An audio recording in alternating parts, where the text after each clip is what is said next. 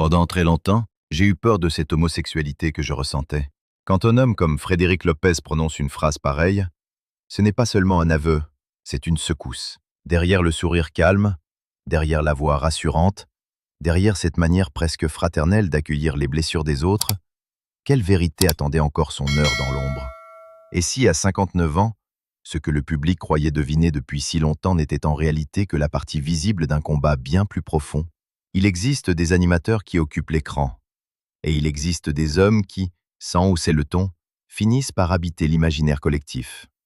Frédéric Lopez appartient à cette seconde catégorie. Pendant des années, il a fait parler les autres. Il a écouté les silences, recueilli les tremblements, accompagné les confidences. Il a conduit des célébrités loin du bruit du monde, d'un rendez-vous en terre inconnue, puis les a ramenés vers l'essentiel dans Un dimanche à la campagne. Journaliste, animateur radio, producteur, passeur d'émotions, il a construit une carrière qui semble guidée par une seule obsession: aller chercher la vérité humaine sous les masques. Né le 4 avril 1967 à Pau, il s'est imposé au fil des années en passant par le reportage, les magazines de cinéma, les émissions de société et les formats de confidence qui ont fini par porter sa signature. Mais il y a toujours eu, chez lui, quelque chose de plus troublant que la bienveillance.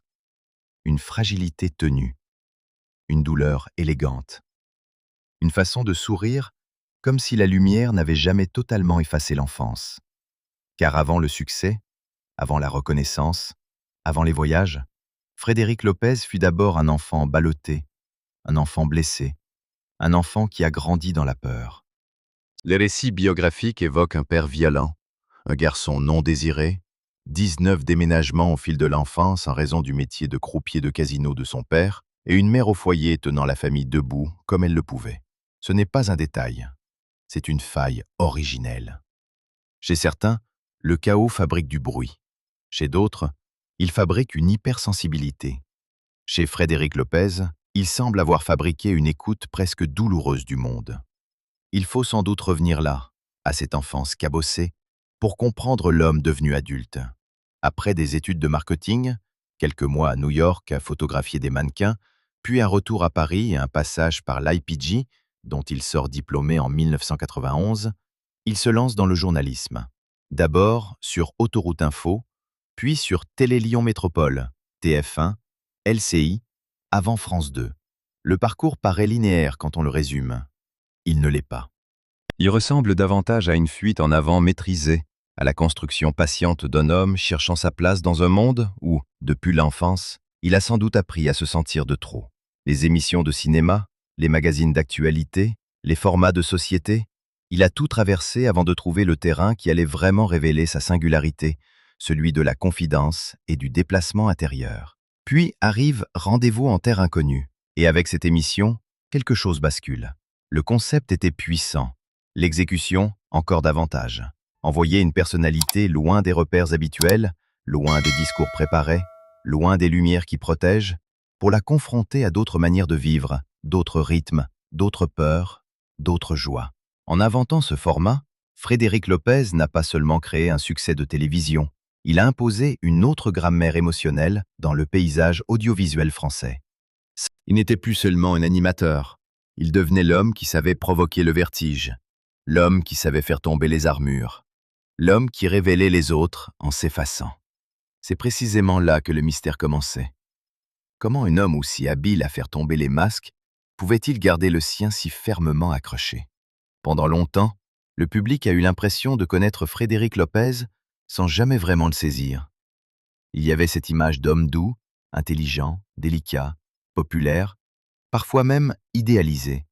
Au tournant des années 2010, son capital sympathie est immense. Il figure dans des classements de personnalités télé appréciées du public, et sa présence à l'écran inspire la proximité, la chaleur, la confiance.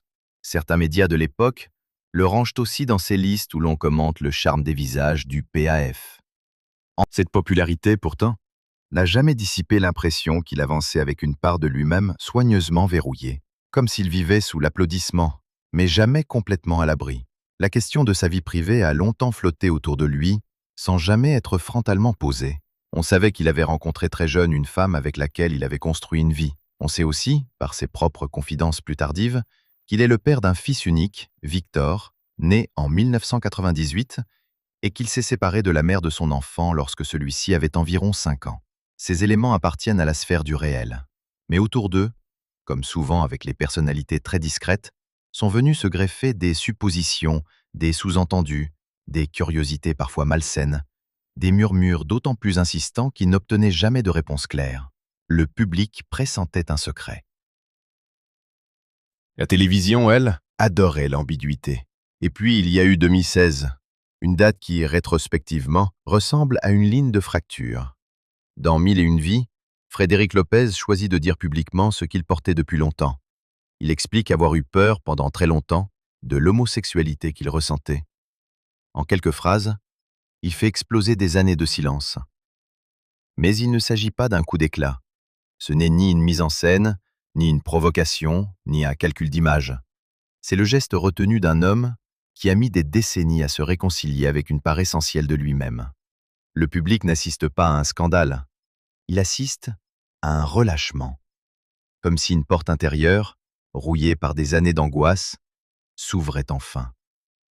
Ce qui rend cet aveu si bouleversant, c'est qu'il ne parle pas seulement de désir, il parle de peur. Et la peur, chez Frédéric Lopez, n'est pas un thème abstrait. Il semble avoir traversé toute son histoire. Peur de ne pas être aimé, peur de décevoir, peur d'être rejeté, peur aussi pour son fils. Des années plus tard, il expliquera qu'il avait retardé sa parole par crainte qu'on se moque de Victor à l'école, qu'on le fasse payer pour une vérité qui n'était pas la sienne. Cette confession éclaire tout. Derrière la discrétion, il n'y avait pas seulement la pudeur d'un homme public, il y avait le réflexe d'un père. Un père tenaillé par l'idée que sa vérité intime puisse devenir le fardeau de son enfant. C'est ici que le récit devient plus complexe que la simple formule « il a fait son coming out ». Parce qu'en réalité, le drame intérieur ne s'achève pas au moment où l'on parle. Parfois, il ne fait que changer de forme. Dire la vérité ne guérit pas magiquement les années de dissimulation. Cela ne répare pas les fidélités forcées, les détours, les vies bâties à moitié contre soi-même. Frédéric Lopez a évoqué la longue peur qui l'a habité. Cette peur, il a dû l'apprivoiser au milieu d'une société qui se prétend tolérante, mais adore juger, au milieu d'un milieu médiatique où tout se sait et où rien ne se pardonne vraiment. Son aveu de 2016 n'était donc pas la fin d'un suspense. C'était le début d'une autre bataille, vivre enfin sans se renier.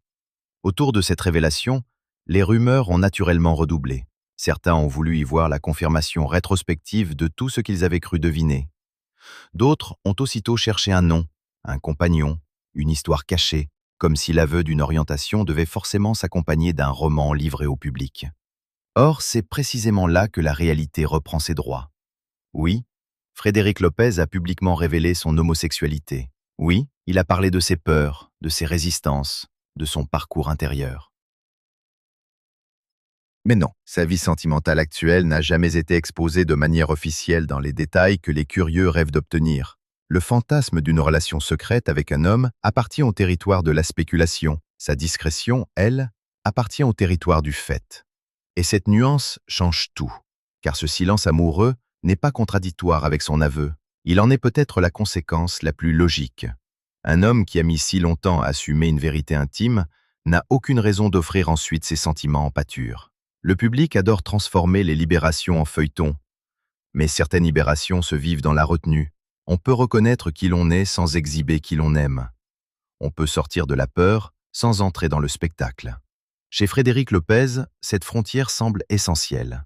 Il a dit l'essentiel sur lui-même. Il n'a jamais promis de tout raconter. Il faut aussi mesurer la violence symbolique qu'a pu représenter ce chemin. Pendant des années, Frédéric Lopez a incarné à l'écran une forme d'empathie presque idéale.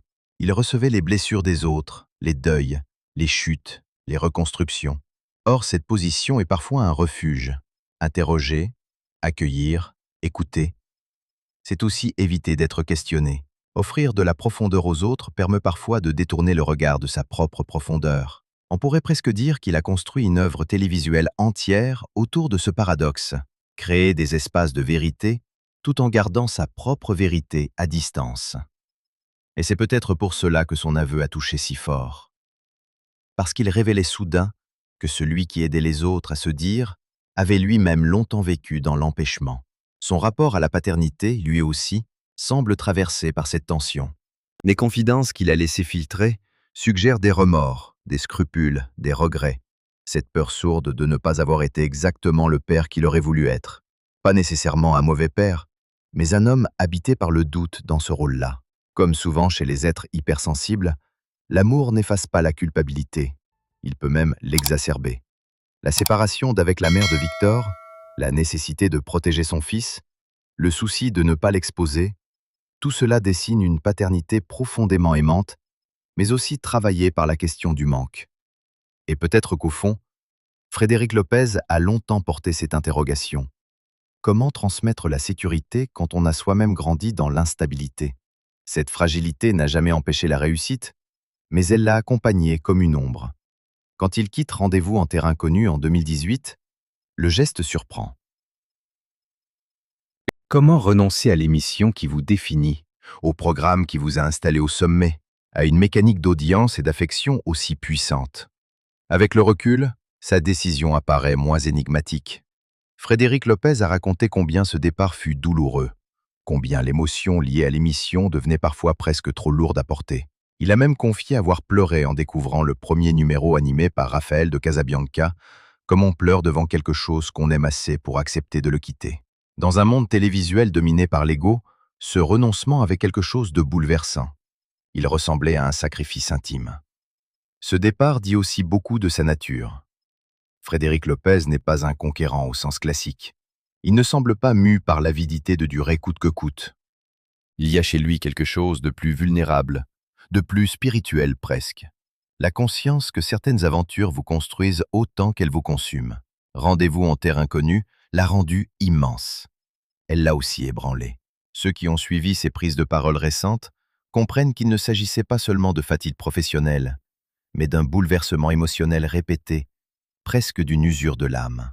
Chez un homme aussi perméable, chaque départ devait laisser une trace. Chaque visage rencontré quelque part dans le monde devait agrandir à la fois sa gratitude et sa douleur. Et pourtant, même après avoir quitté cette terre inconnue qui portait presque son nom, Frédéric Lopez n'a pas disparu. Il a trouvé une autre forme de vérité dans Un dimanche à la campagne, lancé sur France 2 en octobre 2022, dans une veine plus intimiste, plus douce, mais toujours fondée sur la confidence et la mise à nu des trajectoires humaines. Ce programme s'est vite imposé comme le prolongement naturel de sa sensibilité télévisuelle. Moins de dépaysement géographique, davantage de dépaysement intérieur. Comme si, après avoir emmené les autres à l'autre bout du monde, il s'agissait désormais de les emmener au bord d'eux-mêmes. L'émission a trouvé son public et reste fortement associée à son nom. Puis il y a ce retour symbolique, presque circulaire, à Rendez-vous en terre inconnue pour les 20 ans du programme. En 2024, il annonce un numéro anniversaire avec Kenji Girac, tourné au Kenya. L'épisode est diffusé en avril 2025. Ce retour a la force d'une boucle. Comme si un homme qui avait quitté son œuvre dans les larmes revenait la saluer une dernière fois, non pour reprendre possession, mais pour reconnaître ce qu'elle avait fait de lui. Là encore, le geste est émouvant parce qu'il ne sent pas la nostalgie facile. Il sent la réconciliation. Mais la vie de Frédéric Lopez n'est pas seulement faite de délicatesse et d'émotions retenues. Elle connaît aussi ses heurts, ses angles plus rugueux, ses moments de friction publique. En 2014, sur un plateau télé, un échange tendu autour de l'exil fiscal d'Arthur provoque un malaise remarqué. Puis, en 2017, il critique publiquement la manière de travailler de Thierry Ardisson, notamment sur le montage et la méthode d'interview, au point que ses propos sont perçus comme particulièrement durs dans le milieu audiovisuel. Ces épisodes rappellent qu'il ne faut pas confondre douceur et docilité. Derrière la politesse, il existe aussi chez lui une capacité de rupture, une manière de dire non, parfois sèchement, quand ce qu'il estime juste ou digne lui semble menacé. Ces éclats n'abîment pas le personnage, ils le compliquent. Et un personnage compliqué est toujours plus vrai qu'une image trop lisse. Parce que Frédéric Lopez n'est pas seulement un homme de larmes, c'est aussi un homme de tension, de conviction, peut-être même de colère rentrée. L'enfant meurtri, le père inquiet, L'animateur empathique, le créateur visionnaire, le professionnel capable de clash médiatique, toutes ces figures coexistent en lui. C'est sans doute cette pluralité qui fascine autant. Le public croit voir un homme apaisé, y découvre un homme traversé. À cette traversée s'ajoute aujourd'hui le corps, qui rappelle sa propre vulnérabilité. En mars 2024, Frédéric Lopez révèle souffrir d'autospongiose, une maladie évolutive touchant l'oreille interne et la capacité auditive. Il explique avoir été opéré en 2019 sans le résultat espéré, avoir presque perdu l'audition de l'oreille droite et voir également l'autre oreille affectée. Cette confidence a frappé parce qu'elle touchait un homme dont le métier, d'une certaine façon, repose sur l'écoute. Entendre les autres, capter leurs hésitations, leurs cassures, leurs murmures. Voilà le cœur de son art. Apprendre que cette faculté se fragilise, c'est comme découvrir une fissure au centre même de son identité publique. Il faut imaginer ce que cela signifie symboliquement. Un homme qui a passé sa vie à écouter risque peu à peu de moins entendre. Un homme qui a passé sa vie à accueillir les voix se retrouve face à l'idée d'un silence qui gagne du terrain. On ne sait pas s'il faut y voir une ironie cruelle ou une épreuve supplémentaire, mais on comprend mieux dès lors cette impression persistante que Frédéric Lopez est un survivant intérieur, quelqu'un qui a appris très tôt à transformer les blessures en matière de sens. Là où d'autres auraient choisi le cynisme, il a choisi la profondeur. Là où d'autres auraient opté pour la fuite, il a choisi la parole, même tardive, même parcellaire. Et comme si cela ne suffisait pas, la fin de l'année 2025 apporte une autre pièce au puzzle. Frédéric Lopez révèle travailler sur son premier long-métrage, après 9 ans de combat pour faire exister le projet. Cette formule, à elle seule, dit beaucoup. 9 ans de combat pour un film, ce n'est pas l'anecdote légère d'une célébrité qui se diversifie. C'est le signe d'une ténacité secrète, d'un désir ancien, d'une bataille menée loin des plateaux, loin des applaudissements, dans cet espace plus ingrat où les projets meurent souvent avant de voir le jour. Un premier film à 58 ans, ce n'est pas un caprice, c'est presque manifeste. Il n'est jamais trop tard pour donner une autre forme à sa vérité. Alors que reste-t-il au fond de cette formule sensationnaliste? À 59 ans, Frédéric Lopez a enfin avoué ce que tout le monde soupçonnait. La formule attire, bien sûr. Elle promet un choc, un secret, une révélation. Mais la réalité est plus profonde. Et c'est précisément pour cela qu'elle mérite d'être racontée. Ce que Frédéric Lopez a révélé, ce n'est pas seulement une orientation sexuelle, c'est le prix du silence. C'est la peur qui déforme une vie. C'est la pudeur qui protège autant qu'elle emprisonne. C'est le poids d'une enfance violente, la responsabilité écrasante d'un père qui veut protéger son fils, la difficulté de s'aimer assez pour ne plus mentir, et la décision, enfin, d'habiter sa propre existence sans demander pardon. Et si certains continuent à rêver d'un nom, d'un visage, d'une romance cachée, ils passent peut-être à côté du plus important. Le vrai mystère n'est pas de savoir avec qui Frédéric Lopez partage aujourd'hui ses sentiments. Le vrai mystère, pendant des années, fut de savoir comment un homme si tourné vers les autres réussissait à continuer d'avancer avec une telle somme de blessures retenues. Ce mystère-là, il ne l'a pas complètement dissipé. Et peut-être n'en a-t-il pas besoin. Parce qu'au bout du compte, les êtres les plus touchants ne sont pas ceux qui nous livrent tout, mais ceux qui nous laissent comprendre, à travers quelques phrases, tout ce qu'il leur a fallu traverser pour enfin pouvoir les prononcer. Frédéric Lopez reste ainsi une énigme partiellement éclairée. Un homme public qui a choisi la discrétion plutôt que l'étalage. Un animateur devenu confident national alors qu'il lui a fallu tant de temps pour se confier lui-même. Un créateur de voyages lointains, longtemps exilé de sa propre vérité. Un père inquiet, un fils marqué, un professionnel admiré, un homme malade qui continue d'écouter malgré la menace du silence, un artiste de télévision qui se rêve désormais cinéaste. Et surtout, un être humain dont la trajectoire rappelle quelque chose de simple et de vertigineux. Il n'y a pas d'âge pour cesser de se fuir. Peut-être est-ce pour cela que son histoire touche autant. Parce qu'elle ne parle pas seulement de célébrité, d'aveux ou de télévision. Elle parle de ce moment très rare où une vie cesse de se raconter selon les attentes des autres, où le masque, sans tomber entièrement, se desserre enfin, où l'on comprend que la vraie victoire n'est pas d'avoir été applaudi, mais d'avoir fini par se reconnaître soi-même. Et chez Frédéric Lopez, cette victoire a le goût d'un soulagement tardif, d'une douleur apprivoisée, d'une lumière gagnée mètre après mètre contre l'ombre. Si ce récit vous a touché, aimez la vidéo, laissez votre avis en commentaire et abonnez-vous pour ne rien manquer de nos prochaines histoires.